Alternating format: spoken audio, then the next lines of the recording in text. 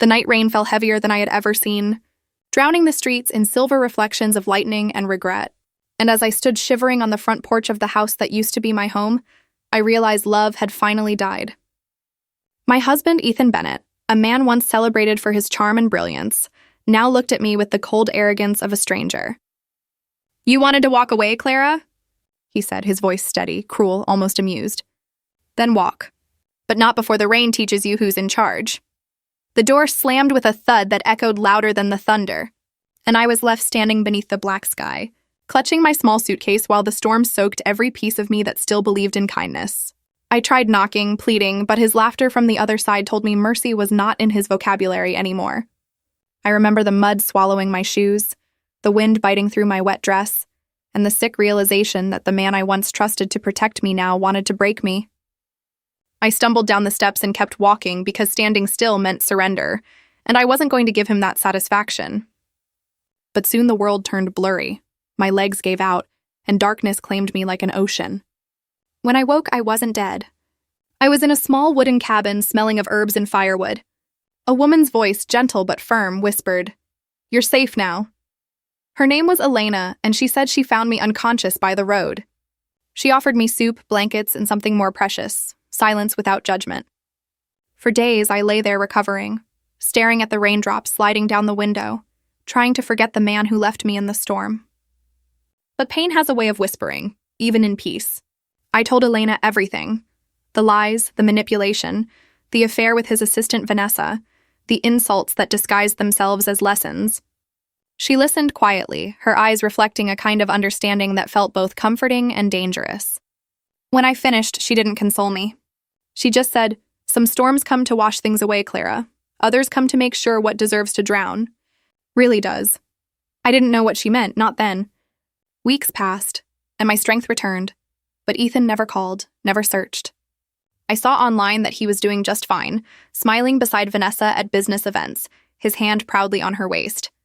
The world loved his success story, the self-made architect who built an empire from nothing. They didn't know his foundation was laid on cruelty. I wanted to move on, truly, but anger has a pulse, and mine refused to die. One night, Elena brought me a folder. Inside were papers, company documents, emails, financial statements, blueprints of his upcoming luxury resort project by the river. "You said he took everything from you," she said, eyes glinting in the firelight. "Maybe it's time you took something back." I stared at her, confused and afraid. "How did you get these?" She smiled faintly. "Let's just say I've met men like him before." That was the moment something inside me shifted. The victim in me took a deep breath and vanished. I became someone else, someone patient, deliberate, dangerous. Using a new identity, I moved back to the city. I dyed my hair, changed my name to Clara Gray, and reinvented myself as a real estate consultant. With a little help from Elena's contacts, I managed to purchase a small but strategic share in Ethan's project. He never recognized me, of course. Why would he? His ego wouldn't allow him to look closely at anyone he considered beneath him. From that moment, I lived two lives. The ghost of Clara Bennett, hidden in the shadows, and Clara Gray, quietly climbing through the ranks of his business network. Every document I reviewed, every meeting I attended, every conversation I overheard, I collected them all like storm clouds waiting to break. Vanessa was still at his side, the perfect trophy, but the gossip in corporate circles said she was growing restless. Ethan was controlling her too, the same way he once controlled me. That irony became my weapon.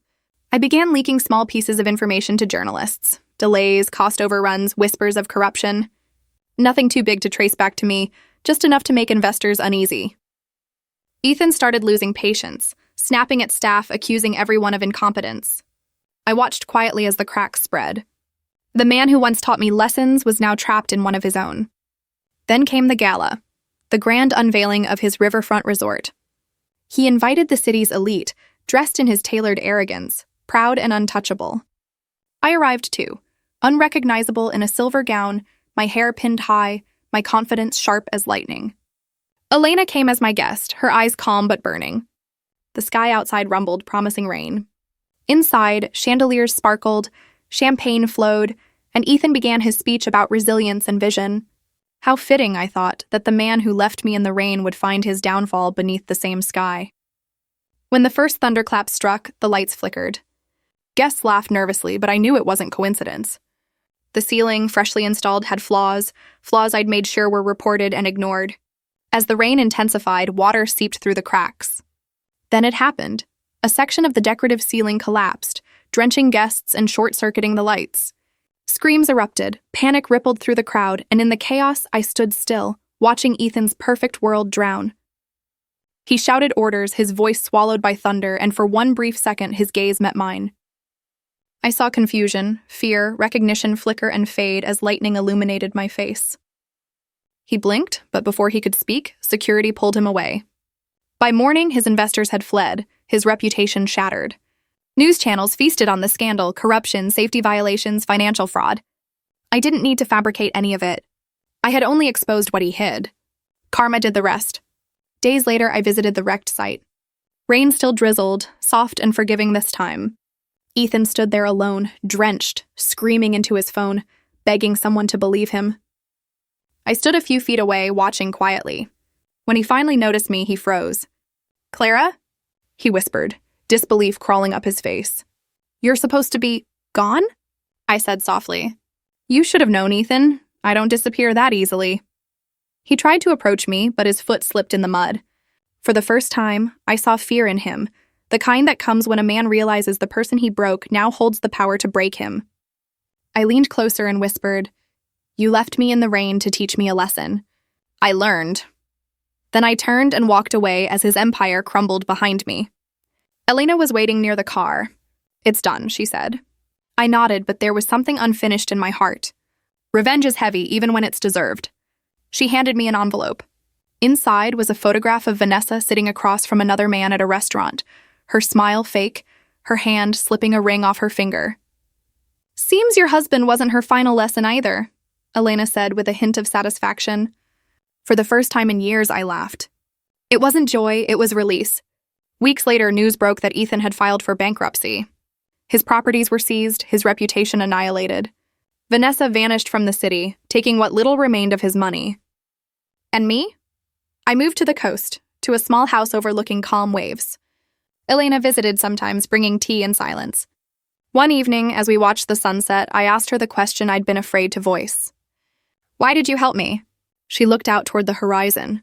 "Because once someone left me in the rain too. I didn't have anyone then. You reminded me of the woman I was before I learned to fight back." I wanted to ask about her past, about the man who hurt her, but something in her tone told me not to. Some stories are buried best beneath thunder. Months passed peacefully. I started painting again. Something Ethan always said was a waste of time. Every brushstroke felt like reclaiming a piece of myself. Sometimes I'd dream of storms, of lightning striking glass, of water washing everything clean, and I'd wake up smiling instead of screaming. That's how I knew I was finally free. One afternoon, while I was closing my shop, I saw a familiar face on the news screen in the cafe next door. Ethan, unshaven, eyes hollow, standing in court as the judge declared him guilty of fraud and malpractice. He looked smaller somehow, like the rain had finally washed the arrogance off his bones. I didn't celebrate. I simply whispered a quiet thank you to the storm that started it all. A year later, I returned briefly to the old house where it began. The paint was peeling, the garden dead, the door still scarred from where I'd once pounded, begging to be let in. I stood there in silence, listening to the soft drizzle. I forgave myself, and maybe, in a strange way, I forgave him too. Not for what he did, but so the past would stop owning me. As I walked away, lightning flashed across the sky, and I smiled because it no longer frightened me. The rain that once symbolized humiliation had become my crown, my power. People often say revenge doesn't heal, but they're wrong. It doesn't heal the wound someone gives you. It heals the part of you that believed you couldn't fight back. Ethan's empire was gone, his pride drowned, his name ruined. Mine, however, began to bloom again. And as the storm clouds rolled away that evening, I whispered to the wind, "You taught me cruelty, Ethan, but the rain taught me justice." Somewhere far behind me, thunder grumbled like applause. I looked up at the sky that once punished me and let the last raindrop fall against my cheek, not as a tear, but as proof that I had survived, that I had learned to turn storms into weapons, and that sometimes the best revenge isn't anger. It's standing in the rain, unbroken, while the man who tried to destroy you finally learns what it feels like to drown. Did you love this story? Heart-pounding twists, raw emotions. It's all about second chances and unbreakable bonds. Drop a comment. Which part hit you hardest? The plane reveal? The beach reunion? And hey, which city are you tuning in from? Let's chat below. I read everyone. If this tale touched your soul, hit that super thanks button. Your support fuels more gripping life stories like this. Check the screen for 2 must-watch new ones on the channel. So much more heartbreak, hope, and healing awaits. Subscribe, bell on. Don't miss the next emotional roller coaster. See you soon with love and endless respect.